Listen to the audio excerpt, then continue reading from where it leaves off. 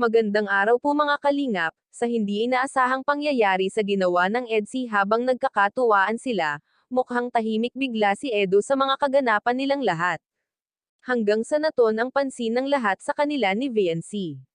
Mukhang may binabalak ito sa kanila, tama nga ang naging hinala niya, sa hindi inaasahang pagkakataon na bigla ang lahat na pinapapayag nila na mahalikan ni Edo si VNC.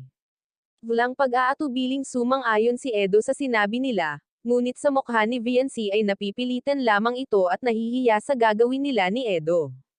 Kahit ganun ang pangyayari, saya ang ipinapakita niyang ekspresyon ng kanyang mukha para hindi mahalata na nahihiya talaga siya at mukhang ayaw naman talaga nito.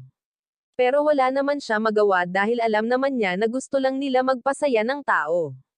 At tulad nga niya gusto rin niya sumaya ang mga manunood sa kanilang ipinapakita on cam, kahit si Edo ay habang ginagawa ang paghalik kay VNC ay natahimik bigla, dahil kung tama ba talaga na gawin niya iyon, dahil sa makikita nga niyang nailang si VNC sa gagawin niya. Ito ang naging first kiss ni VNC mula kay Edo. Maraming salamat po, pakisuportahan ang lahat ng bumubuo ng Kalingap at sa aking munting channel, thank you.